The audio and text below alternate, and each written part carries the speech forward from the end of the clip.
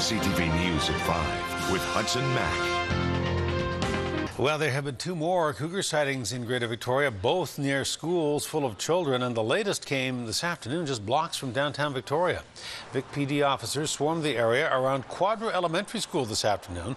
The big cat was spotted just east of the school near a playground shortly after classes had been let out for the day. Some students who were still on the playground were rushed back inside the school until the all clear was given, which was about a half hour later. So we did only have the one initial contact. It was a spotting, so we weren't able to confirm that 100%, but we're taking every extra precaution, especially with the closeness to the school here, to make sure the children make it home safe. You know, if parents, if you're with your children, you want to make sure that you're picking up your child. You're making sure you're in that constant eye contact with the cougar, and then calling us and conservation as soon as it's safe for you and your family. Earlier today, shortly after 10 this morning, a cougar was spotted near the railway tracks adjacent to View Royal Elementary School. The children at that school were kept inside as a precaution. Well, Vic PD is on a manhunt tonight after a bandit knocked over a couple of banks and an auto store in the capital region. Police officers were on the run early this morning trying to track down the robber. The first robbery happened just before 9 o'clock at the TD Bank on Douglas Street. A man walked in and demanded cash. He covered his face with a scarf and then fled the scene before police showed up. The second robbery happened just after noon at Sound Advice on Blanchard Street. Police say a man matching the same description walked into the shop, said he had a weapon, demanded cash, but didn't get away with anything. The hold-up artist didn't stop there. And as they're investigating that, as those officers were flooding to that area, another robbery at 1217. That occurred in the 2000 block at Douglas Street, which is Douglas and Discovery. As the Instalones there was robbed. Same suspect, but again didn't get anything and fled the area. So our officers have been down there. Our full patrol units, our bike units, 2 canines, detectives, and our forensic identification service have all been out there today investigating this. Police described the man as about 5'11" to 6 feet in height with blue eyes, and they say his clothing changed between robberies. The bandit also had his face covered with a scarf or some kind of cloth. If you have any information regarding the robberies, you're asked to contact Vic PD or anonymously make a tip to Crime Stoppers. For the second time this month, thieves have made off with a major haul of copper wire, this time from beneath Esquimalt. The wire was taken sometime yesterday from the 1000 block of Esquimalt Road near Lamson Street.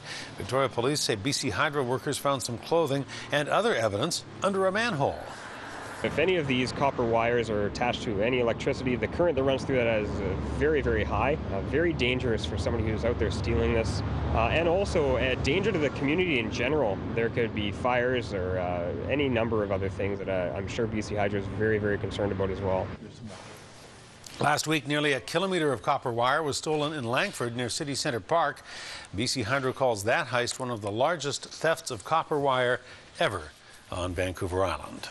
Premier Christy Clark made some changes in her office staff today, effective immediately. Mike MacDonald, who has been the Premier's Chief of Staff, will take on a new role as the Premier's Principal Secretary.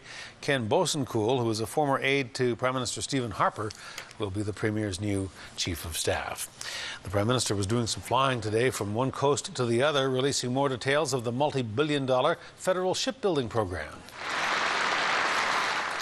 The Prime Minister was in Vancouver this afternoon surrounded by ship workers to confirm an umbrella agreement with Seaspan Marine. Seaspan will build 7 non-combat ships in a contract worth about $8 billion. The deal is predicted to help create jobs in shipyards on Vancouver Island as well. Indeed, this is the largest single hardware investment ever undertaken by the Government of Canada. It will create, over its 30-year duration, some 75 million person-hours of work. That will mean some 4,000 jobs here on the West Coast. Not, by the way, just here in North Vancouver, but also in yards at Victoria, Nanaimo, and Port Alberni. The Prime Minister was in Halifax making a similar announcement earlier today. It was there that he announced the federal government has reached an agreement with the Irving Shipbuilding Incorporated to build the Navy's next fleet of warships. Federal officials expect the 2 agreements will be signed formally in about 2 weeks. A new survey by Royal LePage shows the housing market has gone flat and housing prices in Greater Victoria are plunging.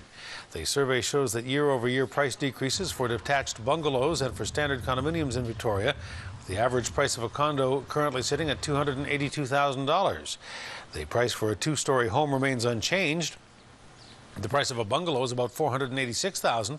Royal LePage says fewer sales and more homes for sale are balancing the market. The survey says it expects that average price growth will continue through 2012 and is predicting a 3% increase by the end of the year. BC's top doctor is linking a batch of ecstasy tablets involved in at least one overdose death in Vancouver to a tainted chemical called PMMA. Provincial Health Officer Dr. Perry Kendall says one of the 4 young people who died on the mainland after taking ecstasy over the last 2 months consumed a pill that contained the PMMA.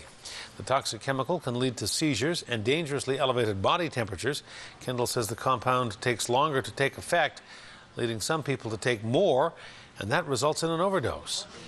The coroner's office are doing a retrospective review to look at other cases to see whether this is a new phenomenon or whether it was present in MDMA before, but we just weren't testing for it.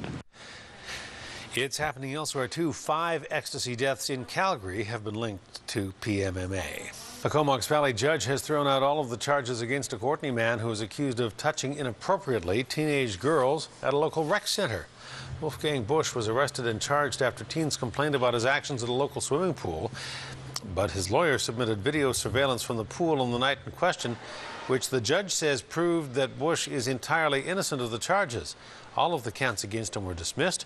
The judge noted that the existence of the video was extremely fortunate because without it, there could have been a grave miscarriage of justice.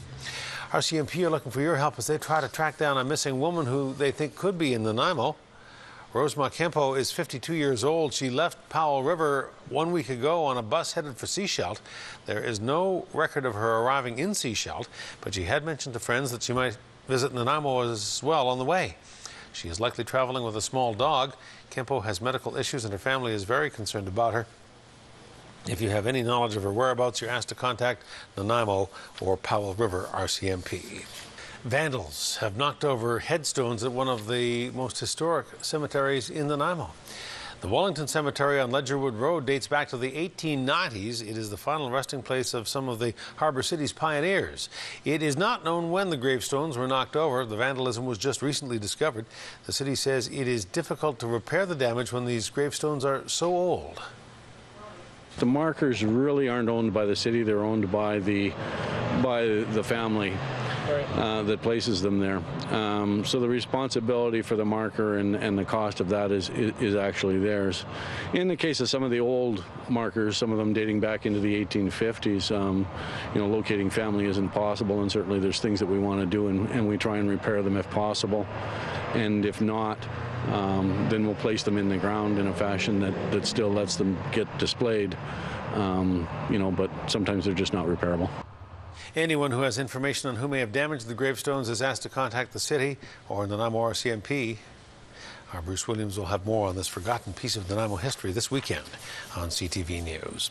Well, a new memorial stone has been unveiled to honor the mining history in Lanceville. It's at the site of the old Grants mine, where more than 200 people made their living underground in tunnels between 1917 and 1926. Coal was discovered in the farming community in 1905, and people flocked to the area looking for work in the decades that followed. The waterfront location of the mine made it extremely successful. The wharf was 240 feet long, could load more than one scow at a time. And because of the fact the mine was so close to the ocean, transportation was very cheap, so they could do a very efficient job of hauling it, not like a lot of the inland mines that had to have roads or railways or whatever to get it to the ocean for shipping. So this one worked very, very well. The Lanceville Historical Society is now working on plans for a museum to house mining artifacts and historical pieces from the community.